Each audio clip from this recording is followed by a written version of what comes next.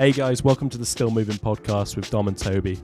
We're both two good friends living our freelance photography and filmmaking careers, and we want to take some time out to share the highs and lows and the behind the scenes of what that looks like day to day. Hope you enjoy. Mate, we're starting a podcast. Is that the start of the podcast? Maybe it should be.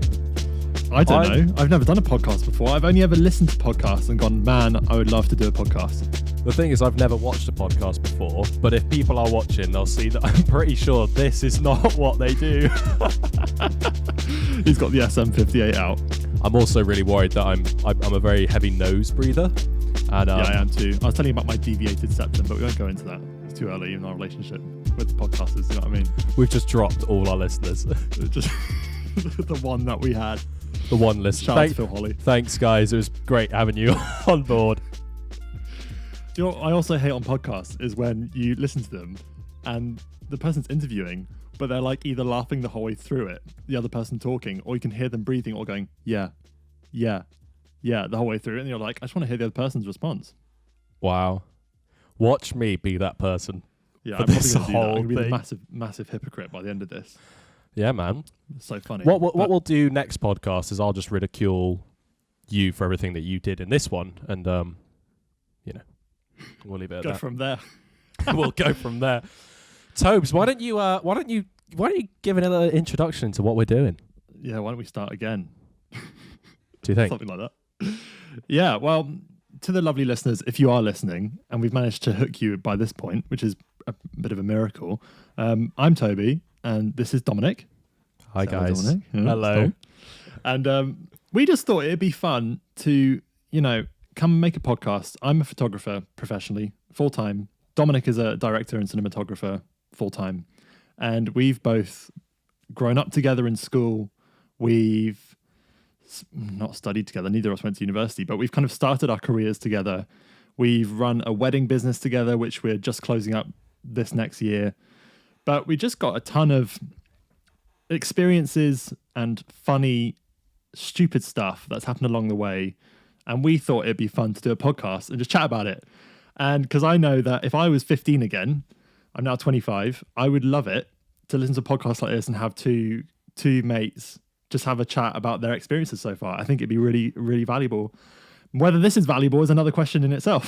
This might be total trash. I already know I have nothing valuable to say, so that's... we can't guarantee that. I was saying to you, Dom, wasn't I? I was like, I feel like this podcast is going to be a bit like Marmite. 50% of people are going to love it, and I think 50% of people will absolutely hate it. So, no judgment either end. But, yeah. Wow. What an introduction. I know. Bro, why don't you introduce yourself, man? Yeah. I mean, I feel like an MC. I'm sorry. As Toby said, I'm Dom. Yeah, I just had a passion for filmmaking since a very young age. Couldn't tell you when it all started. And essentially, like Toby said, I've been a freelance now for a good, I don't know how many years. I mean, full time, about 5 or 6 years at least. Yeah, what year did you start? I feel like I want to say 2016, but I don't know how old I was then. I feel like that's too young.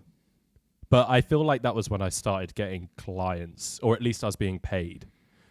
Albeit like it was like 50 quid, and I was doing like, if I was being paid 50 quid now for it, I just like, no. Do you know what I mean? Like, it's not happening. 50 quid, you can't afford me. 50 quid. 50 quid? No, I'm not worth that. Don't pay that. What else is there to say? I mean, in this last year, obviously it's been lockdown. Big up all the lockdown people out there.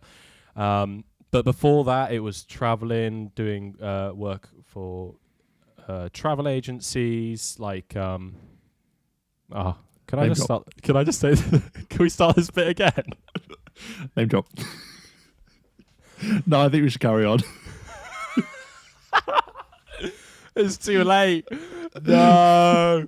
He's in too deep. We're in too deep. This is the bit where I'm like, this is going to be the bit where people just check out or like carry on. They're going to be like, oh, for flip's sake. Or they're going to be like, this is hilarious. Which is not really. Between me and you, I think it's quite funny. But I actually genuinely might backtrack. Okay, let's backtrack. Why did I drop the ball? Stupid. You just like one of those YouTube videos where it's the guitar guy playing the guitar, trying to get it right, and he gets progressively angrier and angrier as he gets it wrong each time. No. Naughty. All right, let's backtrack. You just said, Dom, why don't you introduce yourself? All right. Yes. But Go on. yeah, Dom, mate, why don't you introduce yourself to the podcast listeners? Yes. To one of them, maybe more. Hello to you out there. As Toby said, I am Dom. And I'm what? You said I'm Dom and then you picked your nose. Oh, I forgot. Why are we videoing this? Good. I'm Dom. Why are we videoing this? It's a podcast. Okay, let me do it again. Sorry, we're losing traction. I think I'm just a bit excited, I think. It's good. This is good content. I think I just need to take a deep breath. Inhale, we should keep exhale. all of this in. Okay, I'm going to stop. So, Dom, why don't you, mate, why didn't you introduce yourself a little bit? Tell the folks about you a little bit. I'll say a little bit again. Right, well, here's the thing, right? This is the third time of doing this part of the podcast. I'm not cut out of podcasting. Anyway, I'm Dom. I'm a filmmaker, cinematographer, director. I guess finding my feet at the moment in exactly what I want to specialize in. But for the past few years, I've been doing all kinds of things, really. Music videos, travel videos, all kinds of corporate work. As Toby mentioned, we've got a wedding business together that we've had for many years now, making wedding videos and photos. And yeah, man, like, that's kind of me. There's not much else to say. I've loved making films and always wanted to make films right from the beginning from what I can remember of being a kid. And it's one of those weird things where when people say what got you into it, I literally couldn't tell you. Mm-hmm. There must be a man in the sky. All I remember, bro, is when we were in. I was in year 9 and you were in year 8, which was detrimental to me as a year 9er hanging out with another person who was younger than me. Can we just backtrack a minute to how we actually met and how you despised me when we first I think met? that'd be funny. Let's give the listeners what they want. Let's give the listeners the real story here. Okay. Do you want to tell it or shall I? You tell it. No, I want to hear. I want to hear how you tell it. All right. So, what year must this have been? This was year 7 for me. What were you? Year 9 at that point? I mean, I'm 08. 2011. I'm 08 because of, like, you remember the email address where it'd be like such and so. Yes. 08. It was a long time ago. How old were you then? Oh, how old were you at 7? 13? 12, 13. So, is this 10 years ago? Are you 23 or 24? 23. Well, 24 next Saturday. Come on. Big up all you January babies out there. But okay, so this is what, 10 years ago. And back then, I'm trying to remember back. We were part of the school tech team. Well, I was a part of the school tech team with a couple of friends called Tom and Elliot. And the school tech team was one of those weird things where you kind of inherited it. So you'd kind of join at a young age, or like a young year group, and you'd like hang out with the sixth formers who run it. And then as you grew and the sixth formers went out, you'd obviously graduate then into the helping the team run and doing everything, which meant a lot of class skipping, a lot of questions from teachers. This is all like, this isn't official. Like, this isn't the school saying you graduate as a tech team. This is all us giving our own hierarchy. It's just how it was. Yeah. It's the unsaid rule of how it was. It was unspoken. But so yeah, one day I'm in year 9 rigging a light, I think, for some sort of theatre show, which was probably not very good. And I remember we put out like a call to have new people join the team. And in comes Dom and our other good friend Alex and Jack, and who are now really, really good friends. And it's so funny. I can't even remember why I didn't like you. I think I just hated you. I think it was because You did. I didn't like the idea of having another person in the mix. I was like, I'm cool with my family as it is. Like, I don't need more people. He was threatened. I was threatened. My year 9 self was threatened. God, if I watch back some of the stuff from me in year 9, I'd be so embarrassed, I think. It's brilliant. It's brilliant. We walked home that day. I think we must have had some meeting or something. No, we didn't walk home that day. We had a meeting, and I was kind of getting involved, here and there. But it was clear that Toby wasn't a fan of me. And then I literally, I remember walking home with you once. I don't know what happened, but I just felt like, I just remember walking home and just knowing this guy does not like me. He becomes best man at his wedding. Here we are. And there you go. There's the life lesson to you all. Cheers.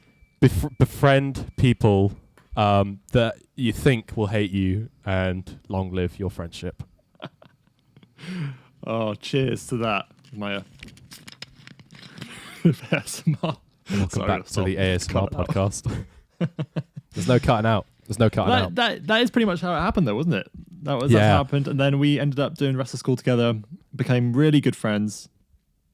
I don't know how that I can't remember how that transition happened to becoming really good friends. I think I just decided to get my attitude together and just to be a nicer person. Yes, it was that. Something like that. And then it was nothing on my behalf. I was perfect throughout it all. You did nothing. It was entirely me, which is entirely true.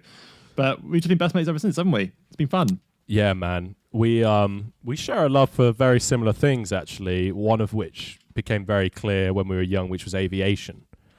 And that is true. We'll bring that into the podcast. Not to turn this into an aviation podcast, but it could go down that road. It wouldn't be you and me if we didn't bring that up. That's true.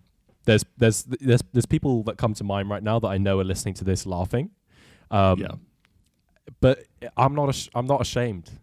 I feel a little bit ashamed. I am. Why do I feel ashamed? I love it. I tell you what, we bonded massively over Flight Simulator 2004. Okay? Is that it? It's fantastic times. It's brilliant. It's brilliant. And, okay, if we're really going to put this out on the table, we did Air Cadets together. Yeah. Oh, did we? Should we? I used to be a corporal in Air Cadets, and Dom was not a corporal for a while. Oh, I did a weird hierarchy system at Air Cadets. I had a Justin Bieber haircut, and if you're in the Air Cadets or any kind of cadet, you got to keep your hair nice and short and clean. And I did not want to do that because my Bieber haircut was the only thing that gave me purpose in life. It's true. And brought me friends. Every week, it'd be, Doring, where's your haircut? From one of the people there. Yeah, from Toby. No. Okay, we can't linger too long on these inside jokes because people aren't going to get them. But it was pretty funny. We did flying together. It was not good together times. In the same plane. That'd be cute. But that would be nice. That's our future, nice. though. Can I just say that's our future? I'm going to watch back at this one day and be like, "You were right. We made it. We did it." So anyway, let's bring it back on topic. Let's bring it back. Tobes, tell us about. Give us a little brief insight into you, how you became a photographer, what you're doing. Do you think we should probably just start with a disclaimer that no one gets to really call me Tobes apart from my wife and Dominic? And if that doesn't say something weird, then I didn't know that. Tobes. Sorry, should I formally address you as Toby on here? Sorry. No, you can call me Tobes, bro. It's all good. T-boy. T-bone. T-bone. Oh, mate. Yeah, well, similar story, I guess, both going to school together. Yeah, I was wanting to be a pilot. We were both wanting to be pilots, weren't we? I guess no. You were a bit more definitely going down the film route from an earlier stage, I think. Because I remember that we would hang out after school and you would always be watching those videos of like how to make videos by this. What was that channel called on YouTube? Indie Mogul. Mogul. And Film Riot. That was it. Film Riot. That's it. And we used to have a good old laugh at those because they were brilliant videos and actually quite funny. Brilliant, yeah.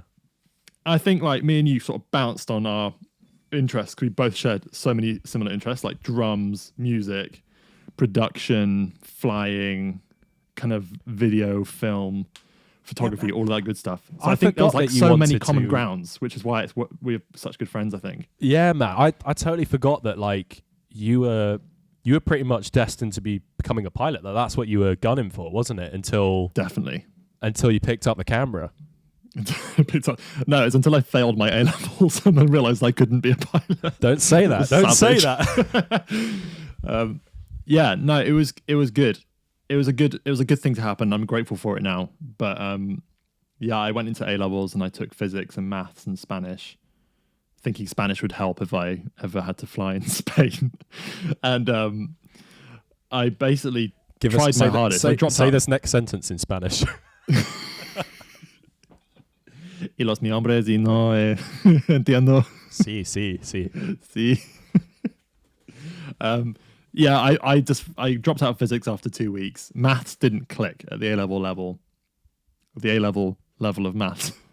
And yeah, it didn't work. I got a U in everything apart from photography because I had a friend, I can't remember who it was now, but it was someone in my year group said, oh, you should go and try photography. Like we did it at GCSE, we loved it. It would be really fun.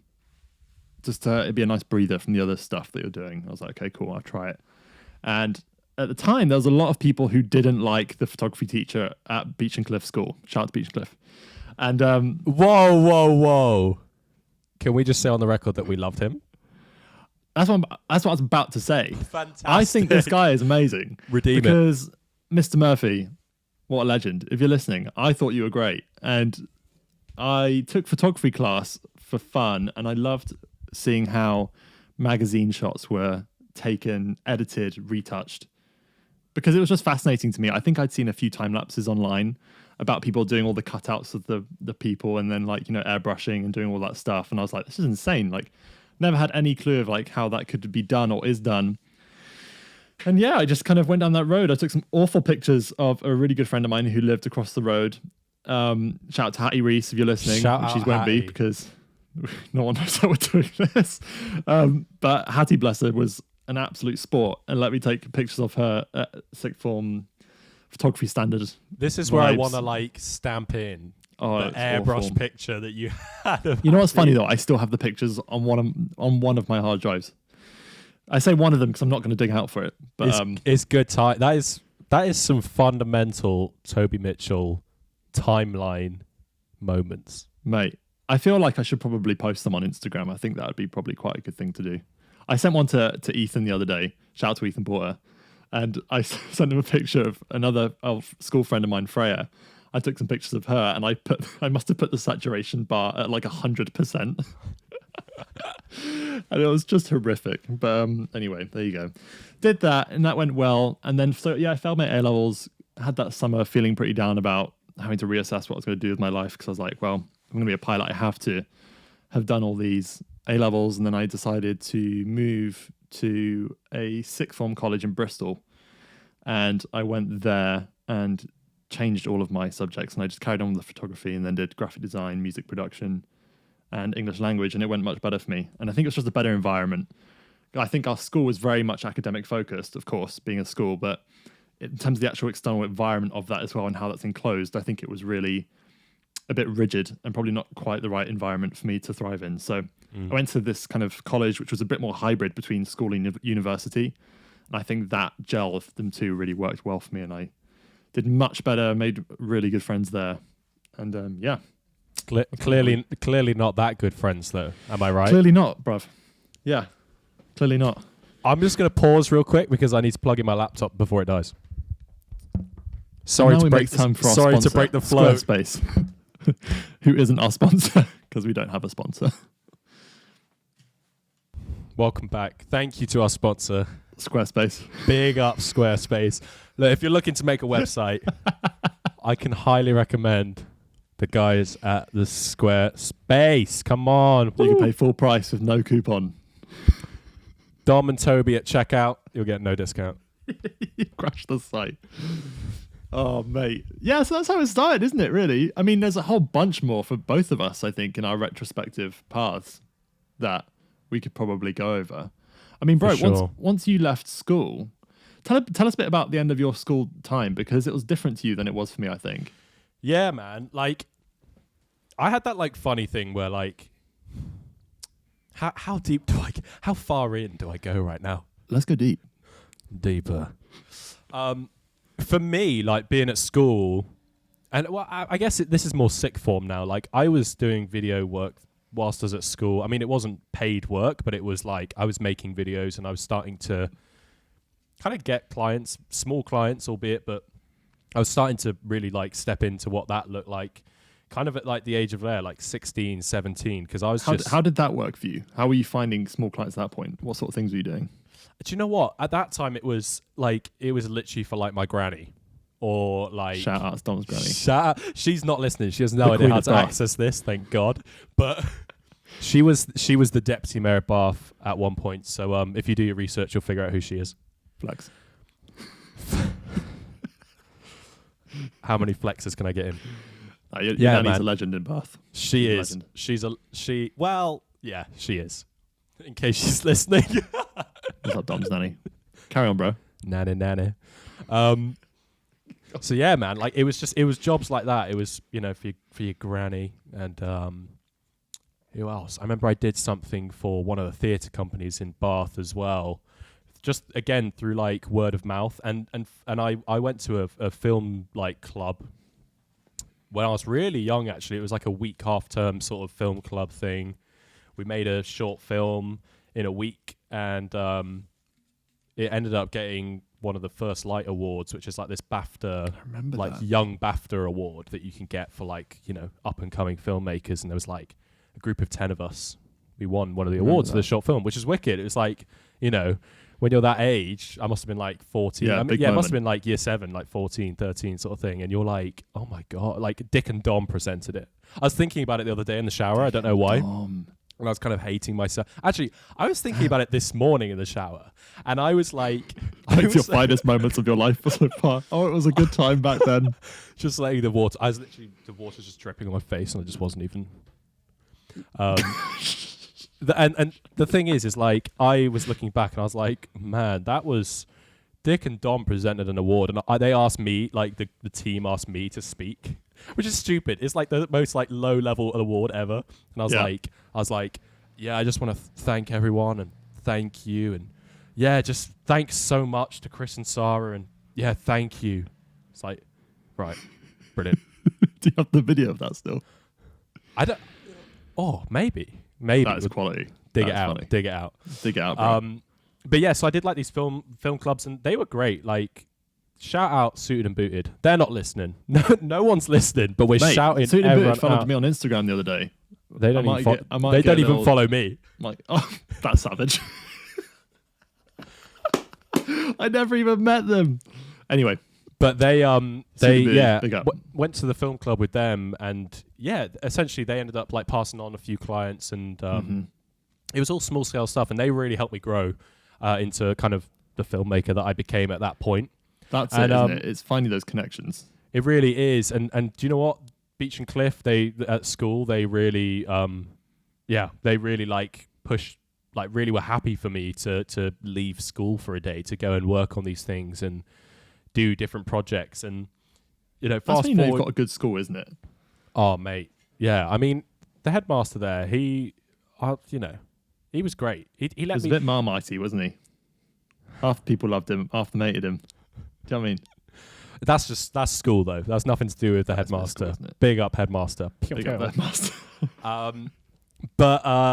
Moving forward to sixth form, and I was at sixth form because I wanted to be around friends, and that was important to me at the time. Was like, and I'm sure it is to most 18-year-olds, is like, I want people to like me, and I want friends, and I want to be hanging out with people. Yeah. But during the mock exams, I went and worked on a 1-week short film, which was, again, it was directed by someone who'd been at this film club that I'd been at. So like you said, it's these connections, these early connections that you kind of keep. And I literally went, it was unpaid. It was just a week of like being a runner on a film. And it was like the best week of my life. Like, I'm pretty sure I cried when it finished because that's just the sort of thing I do because I like filming that much. I get that. Mate, like, when you're on like a high for a week and then you're just like, oh man, this is it. It's ended. I'm never doing this again. Yeah. You're like, the best week of my life just happened. It's all downhill from here. It's so out of perspective. How could it get any better? And it does. It does, okay? It does get better. And so I literally missed my mocks for that, and they brought me in to have like a meeting at school, and they were just like, you don't want to be here, do you? And I was like, yeah, I do, because I wanted to be with my friends. And they're like, no, but you don't want to be here, do you? And I was like, no.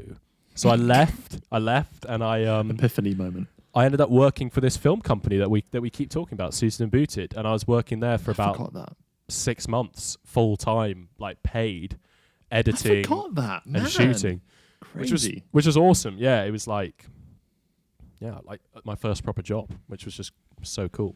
Good times, man. Yeah, man. And I've forgotten what you asked, but then a bit of the journey out of school, which you've effectively just done. There's the journey. There's the journey. But then you went to college for a bit, didn't you? You tried Bath College. Yeah, so they suggested at Suited and Booted, because they always had my best interest at heart. Like they were, they always pushed me to do the right thing, and they helped me. Yeah, they kind of just like guided me on what I was doing. They knew exactly what I wanted to do. They could see that I was like this crazy young, passionate like filmmaker. And they suggested, why don't you go to college and actually study this, like, as the next step. So I went to college for 2 months and dropped out. Amazing. That's like the classic story, isn't it? It's like, college is great. Like, college is a really good place for people who want to learn a skill. Like, I can't knock it. The problem is that, like, not to blow my own trumpet, but I was so beyond what they were doing there. Does that sound bad? It depends who's listening. No, it doesn't. I get what you mean. You're saying effectively, like, can I rephrase your that? point as a filmmaker was way beyond what they were teaching. Thank you. So it was pointless you being there. I'm not beyond what they're teaching. They taught great stuff, but it was like taking 12 steps back for me, and I was just in that position where I was like, I just want to keep running and keep going, and it just wasn't the right thing. So that was kind of the point where I left. Suited and Booted was finished. I didn't do college, and then I worked in a coffee shop. That's true. And the idea with that was like, well, if I work in a coffee shop part-time, then I can film on the other part-times and start building up my career. And that is essentially exactly what I did from there, really. And then we had to tell you to leave the coffee shop because things were going so well with your filming. I remember, like, Toby, you'd be like sat across the coffee, like the bar, and I'd be like working. And Toby would be like sat there on his laptop. I don't know what you were doing. You're probably just doing emails or like editing pictures or whatever. Yeah, whatever. Something cringy now, looking back on it. He's probably on Paint or something. I don't know. Just drawing things. And I just remember being like, oh man, I want to be on that side of the bar. Like, I don't want to be on this side of the bar. It's like so metaphorical. Wow. And then I had conversations with lots of different people. One person in particular, Ed White. Shout out Ed White. Ed White, I think, would definitely listen to this. I feel like he'll be listening to this whilst texting me. Like, I'm almost surprised. Like, I bet you I've got a text from him right now. Yep. That's the thing. With Ed, you can always count on having a text from him. And it's a meme. So Ed, I'm pretty sure it's Ed. Maybe it wasn't. This is going to be terrible if it wasn't Ed. But I remember having a conversation. And it was like, he said, what do you think you're doing in 3 months? Like, what do you want to be doing in 3 months' time? And I was like, I want to be like full-time, like freelance, like doing stuff. And he was like, what do you think you're saying you're doing in 3 months' time? And I was like, I think I'm still at the coffee shop. And he was like, leave the coffee shop. So I was like, okay. Mate, it's such good advice though, because I think there comes a point where you do need to take the jump, because the very nature of freelancing, it requires everything of you. For sure. I think it's tough though. I think it depends what context it is. Like, me and you were super young then. We're still young, but we were really young then. And I think for us, there was much less, there was less to lose. And I think, I've got other friends now who are in their mid 30s, late 30s, early 40s with kids, and they're having massive career changes. And they're like, actually, I'm going to go pursue this creative career. But at that point, they've got a mortgage, they've got a family.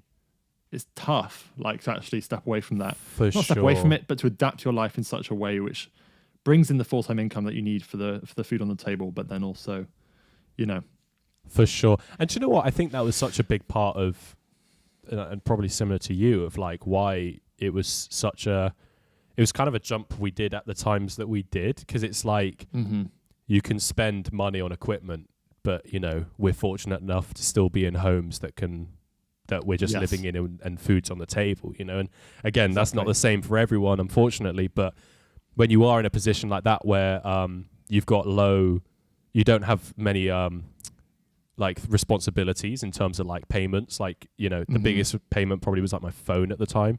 Yeah. And it's like, I can spend a lot of money on equipment, and I can spend money to travel here to film this, and I'm not getting paid for it. And that, you're right. Like, that's, you know, the age is definitely a factor in that, and like the circumstances that we were in. Yeah, absolutely. Completely agree. I think as well, when you're at sort of the age that we were at, I went into doing the photography thing. And then once I was at sixth form again, the second time around, I got a job at Waitrose in Bath. And I big up Waitrose Bath. Waitrose PLC. The PLC. John Lewis PLC, actually. Mate, they are a great employer. I had a good time at Waitrose. I was part of the ambient team, the 5 till midnight squad. The ambient team. It was a good squad. 5 till midnight? 5 till midnight, twice a week, 400 a month. It was a good time. Oh. That's not bad, is it? That's actually properly decent, yeah. Thursday night, 3 p.m. I'd finish college, hop on the bus from Bristol. I'll be at work for 5. If it was a hot day, I'd stand in the freezer for a bit to cool down. Do you know what I mean? Nice. And then we'd get going. We'd grab the trolleys, go out, stack the shelves, pretend we know where everything is, help people who need help, smile a lot, procrastinate a little bit when it got to that 9 till midnight moment. You know, sneak off for your break, have an hour. Bit naughty, really, isn't it? Oh. But the great thing about Waitrose, you don't want your future employers to hear that. I know, but hopefully that will never happen again. Hopefully I will be the only employer. He says. Going into lockdown version 3. Yeah. I hear Tesco's are employing. Mate, do you know what? The first lockdown, I actually applied for a job as a Tesco delivery driver because I basically had a whole season of work wiped. Did I tell you this?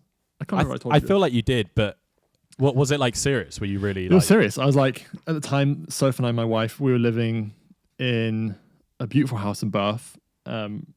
Business was good, and you know we could afford it. And then you know we kind of had that season of, I think it was like the last week of March, and talking to other photographers and creative types, it was the same week. Everyone's lost April, May, June, July in 1 week. So, you know, that varies between different people, but for us, that was a significant loss of work. And we were like, okay, like, and I'd always told myself in the back of my head, I was like, I will never get to a point where I won't go and get a job to provide for my family and for my wife and yeah, for sure, get food on the table. I'm like, if I need to go and work at Tesco's and do my part and be a delivery driver, I'll go and do that. And like, so we can buy some food, we can have dinner and hopefully keep the house. And I got rejected by Tesco's. And there we have it, ladies and gentlemen. There we have it. It was a humbling moment. That is humbling. It was humbling. Do you know what though? It was crazy. I applied for the job and I was like, okay, this might get real. They didn't get back to me for like 12 weeks, like after I applied. So I never really heard from them.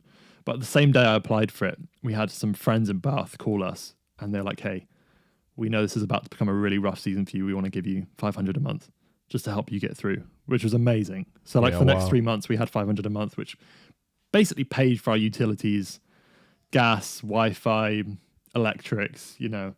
And then our rent, our landlords were amazing. They cut it by half and we had to pay it back, which we've done now. But it was intense. Like for a hot second, it was a lot. How did we get there? Sorry, I feel like I went up. Oh, we were staying at Waitrose. Oh, the thing is, Waitrose. You say Waitrose and boom, conversation starter. It's fantastic. It's fantastic. Absolutely great. But no, Waitrose is good. Do you remember when they give you the yearly bonuses?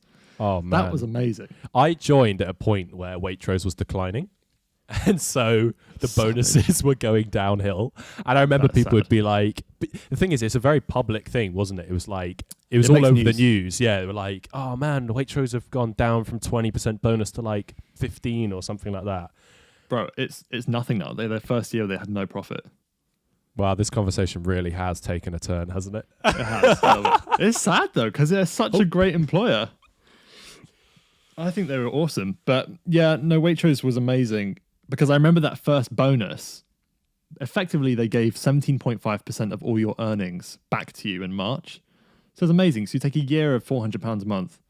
I think my bonus, I was there ready for 1 full 2 years, but I didn't really get a bonus the second year. I missed the point when I left. But that bonus was £1,100, I think. And then plus that month's wages. So I think I was £1,500, which how old would I have been? 18? It was just a massive amount of money. I was like, I'd never had that much money before. And I was like, this is amazing. I was like, I'm going to go get a MacBook and I'm going to go get a camera. I remember. So I'd already been saving for the whole year for the MacBook. So I had pretty much everything I needed for that. And I was like, right, I'm going to get that because I had a good friend, Joel Freeborn, who lives in London now. And he was like, you need a MacBook. Like, to start your career, you have to get one. Everyone uses them. What were you rocking before? What was Toby Mitchell editing on before that? We were rocking a HP. Woo! A HP Block. I thought it was a pretty cool computer because it was all I could afford at the time. And I had Photoshop on it. You know, it did the job. I enjoyed it. It was good. Wow. My life radically changed when I had a MacBook, though. I remember you, like Toby. Just for like some context, Toby's been like the like Apple fairy in my life. Who just the thing is like I have a perfectly working MacBook Pro, and he'll be like, "Oh, I think you really need the new MacBook Pro because this, and this, and you should get I'm the it." devil. I'm the devil, and you're gonna get a MacBook I'm the Pro. devil. Here to do the devil's work. If there's someone that like, if there's, let's put it this way: Toby bought something online once from Apple, and then went into the Apple store and asked for a bag because he didn't get one online. No, did I? Yeah. When did I do that? That's my favorite Apple story. Did I actually do that? I'm pretty sure. I can't even remember doing that, but it's probably true. I'm going to say that's true. Anyway, carry on. Carry on about your Apple antics. Waitrose, good times. Basically, Waitrose funded the start of my career. Is the point I'm trying to make. I used all of my wages to pay for cameras, lenses, and MacBooks. MacBook, singular. And I bought a screen. I spent so much money on equipment. Like, to the point where, like, I earn a decent amount and I have nothing to show for it. Do you know what I mean? Like, it's like one of those moments where it hits you and you're like, but then you've got like loads of cool kit that you love. Like, what's like one thing that you bought where you're just like, I did not need to buy that? Oh, flip. What, last week or the other year? Oh no, what did you buy last week? I bought something for a shoot, which I didn't need. I went and bought 2 umbrellas for pro photo lights. So I'm hopefully this year I'm going to buy myself a full pro photo system. I'm hoping to drop about 5-6K on it. Wait, so you got the umbrellas for lights you don't have? So I got the umbrellas for lights I don't have, with reason being that the hire companies that I use regularly to hire in my kit for my shoots, they have like one of each. It's quite a small company, but that's good for me because they always have what I want and they can just do a good job. And I was like, right, you know what? It's Black Friday. I'm just going to get, we had some budget for one of the shoots. I was like, I'm just going to get 2 of these umbrellas, and I've always got them and I never have to hire them again. And I got them and I was just like, why did I get them? It's so premature. Like, what I needed was a juice booster for my laptop. So when I'm tethering, I don't have to plug in the thing in everywhere. I was just like, that's just an amateur moment. Anyway, that's my sort of the other week bad purchase. Wow, that is a recent purchase. Dang. Yeah, man. But no, like I say, I'm hoping to drop some good cash on a pro photo system if this year goes well, which we don't know whether it will yet. It will. With everything going on. It will. Knows? Positive vibes on the airwaves. But gosh, this has really gone on a tangent, hasn't it, bro? It's all good. This is what people came to listen to. This is what we wanted to do, wasn't it? We just wanted to have a chat. If they didn't, then this is what you're listening to. And if you've made it this far, you seem to be listening, so fine. Do you know what though, man? Like, it sounds a little bit arrogant, and it really doesn't come from the heart of being arrogant, because I wouldn't want to be heard like that. But I feel like both of our stories individually are actually quite unique. And I think, I don't think they're normal stories, which is why I think they're interesting. Like, I think it's interesting to share what we've been through, what we've done. But I think the thing that links both of us together is the drive to work hard. I think we're both quite naturally hardworking, go get it kind of people. I think we both have that same sort of approach of like, if I want something, I'll go and get it. Like, and really work hard to get it. For sure. And I think, the most common theme for me now online especially is like, oh, how did you get clients? How did you become a professional photographer? And the reality is it goes back to those school days. Do you know what I mean? It's like, it's the decade really of like slow progress. No shortcuts. And, there really aren't any shortcuts. I don't believe in it. And even now, like, there'll always be things that I'm like, oh, I really want to be doing that at this point. But then someone who's perhaps 3 years behind where I'm at or 10 years ahead of me, the perspective is always changing as you're going through. Do you know what I mean? Oh man, for sure. You're always chasing someone for what they're doing, but they're moving forward. So you're moving you're following them. There's this gap that you're moving forward with them, right? Like, oh man, I haven't turned my laptop charger on. There we go. You just disappear. Can I just say we are on the wire of power right there?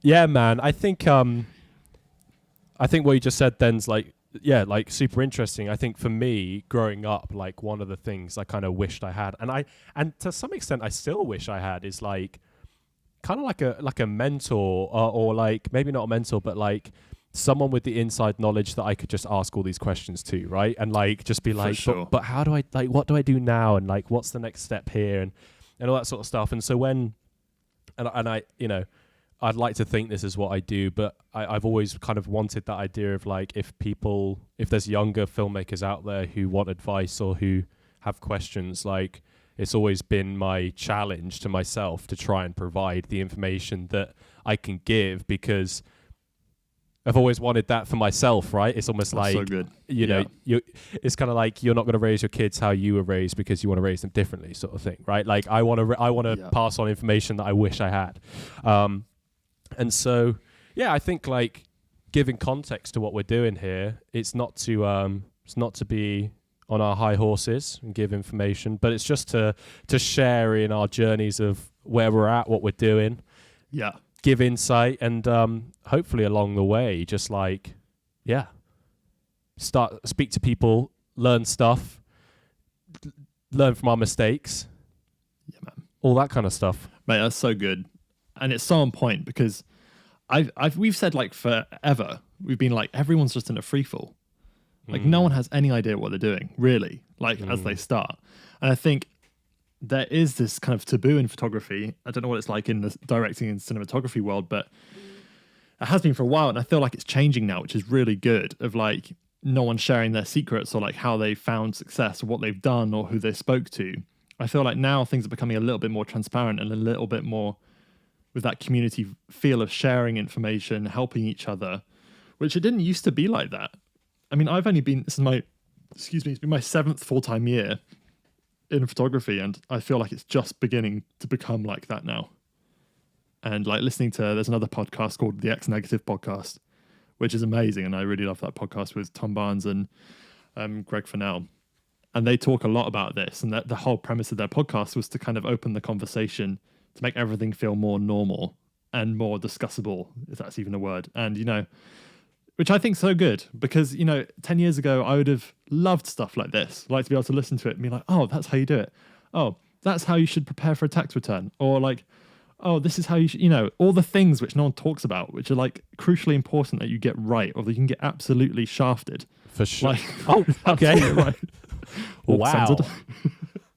Does that mean we have to do? Is this an R-rated podcast now? Mate, 100%. 100%. Also, I just love talking. I just love it. Love the sound of my own voice. I actually don't. I don't. That's why I'm I like... don't think anyone does though, man. That's so I'm normal. like filibustering, just like saying things for the sake of it. I know, we're just filling in time now. Oh. The microphone.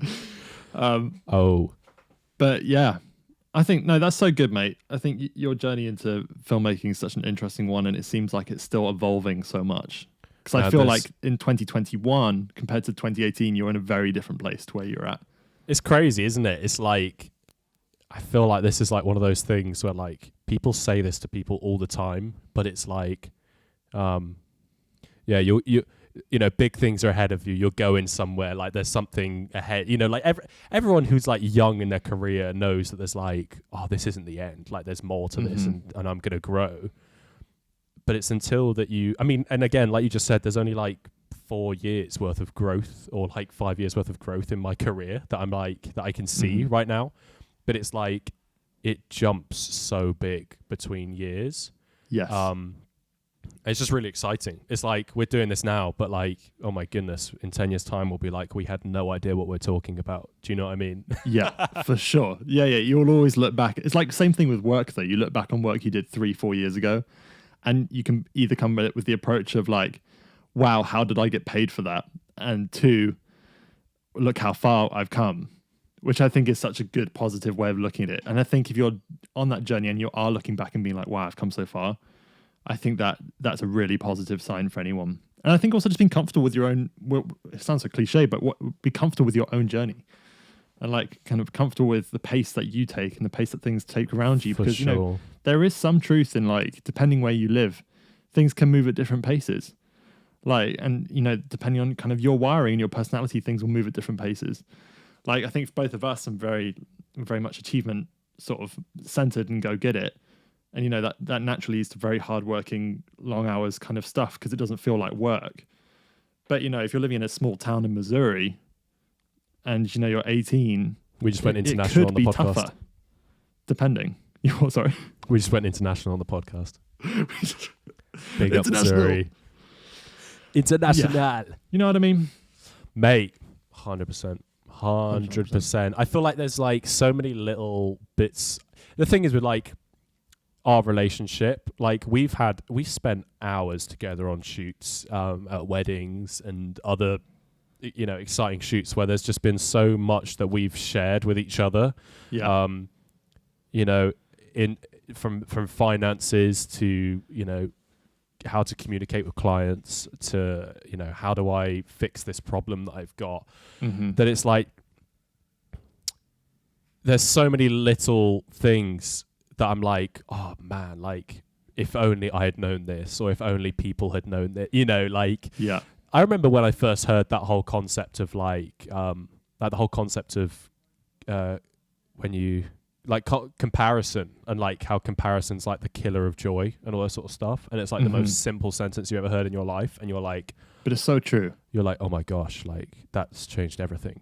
And it's things like that where I'm just like, oh man, if we can, if in 20 podcast time we can put a little bit of that in there, then for sure. I feel like that's such a subject to talk about as well, because I think every single there's people above me.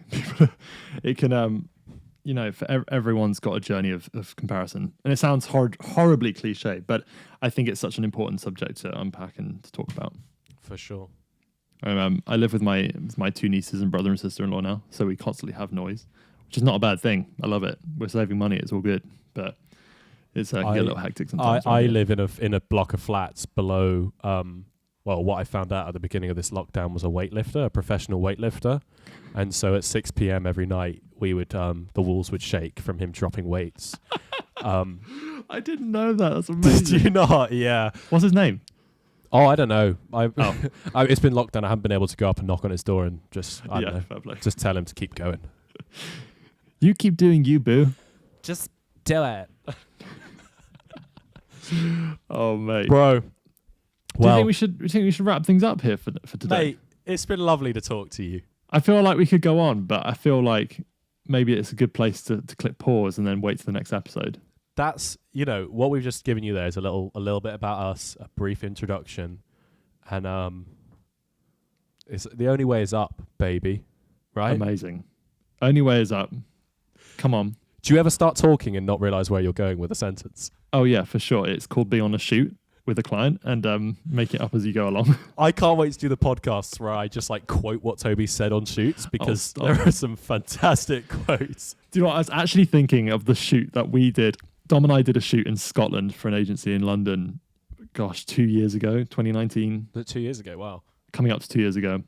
Oh man, I can't even believe I'm sharing this. We were, Dom was DOPing. I was kind of directing, but very loosely directing and doing stills for it. And we were shooting this bit outside in Edinburgh with a couple of agency models. So, you know, there's a proper crew. There's makeup, stylist, art director, client, me and Dom, models. There's a lot of people, and we've got a really tight schedule. So I'm like, okay, we need to like crack on and make sure we're getting everything done in time. And there was this homeless dude who was clearly extremely drunk, totally off his face. Oh, this is actually a really good story. Yeah. I don't know where this was going. So hard at myself in the car remembering this, and he basically was coming over and like talking to us and being quite disruptive, you know, as you would kind of expect from someone who's just off their face. And he was just like chatting, not being unpleasant, but being really He was annoying. He was intrigued as to what we were doing. You know, I'm rigged up with like an easy rig and like a gimbal, and it's not a discrete operation we're doing here. And he's like, oh, go on, let me be in the shot. Let me be in the shot. Go on, let me be in. And like, it's getting increasingly annoying. And I'm kind of like catching eyes with the art director, catching eyes with the MUA. I'm like, oh, people are starting to get a little bit annoyed about this. And I kind of just like, I'm like, right, I'm just going to take control of the situation. I'm just going to hit it on the head. Not him, just the situation on the head. And I went up to him and I like looked him square in the face. I was like, mate, we are working and you need to go away. But I was quite intense about it. And then like, I think Ethan Porter was assisting me on the shoot and you all overheard it. And the client thought it was hilarious. It was just so embarrassing. I was like looking back, I was like, I didn't have to be that intense. Like, what was wrong with me? This is what it was. It was like, can you leave us alone, please? We're working. Can you go away, please? We're working. This is a professional shoot. We're working. Stop. That is worse. In fairness, he left. He went on his way. And do you know what? I felt okay about it afterwards because the makeup artist looked at me and she was like, that had to be done. Oh, and he was merry. Do you know what I mean? He was fine. He was happy. I wasn't trying to be unpleasant to him, but I was getting annoyed because he'd been there for a good 10 minutes. And we were kind of trying to be nice, like, ha ha ha. And he gets to the point you're like, oh, you just need to go. Like, get out. Oh, dear. I love it. It's so embarrassing. Plenty more of those stories. This is a professional shoot. Like, oh, stop me there. Stop me there. I tried to. You wouldn't listen. I think we went for lunch after that. It all got a bit too much. Anyway, guys, it's been fun, bro. Yeah, mate. It's been a pleasure. I mean, I don't actually see you in real life anymore, so this actually has been a pleasure. It's been an absolute pleasure. Trip down memory road. Memory lane. We decided, as we don't know whether this is going to do well at all, we're not going to set up any Instagram, Twitter channels for it yet. But if you'd like to connect with either of us, it's @_ Oh no, yours isn't underscore. It's @Dominic_Doring for Mr. Dom, @_ Toby Mitchell for me on Instagram. It's going to be difficult to get the underscores in the right place. Yeah. But you got it. I believe in you. Yeah, honestly, if you've got feedback, if you've got anything, any questions, or just, want to reach out and connect, drop us a follow, drop us a message. We tend to reply. Drop us a message. And love to hear from you. And hopefully you'll join us again next time for something a little bit more refined, I hope. I think this is good. I mean, there'll be some people that hate it, inevitably. I love that you keep saying that in case the person who hates it is sat there going, do you know what? I do hate it. But they'd have left a long time ago though, bro. Like, we've been talking for a good half an hour. Mate, we've been talking for 52 minutes. Oh, sick. That's great. We've done almost an hour one. This is good. All right. I've been Dominic Doring. Cheers. Bye-bye. We'll see you on the next one, dudes. Bye. Dudes, who says that?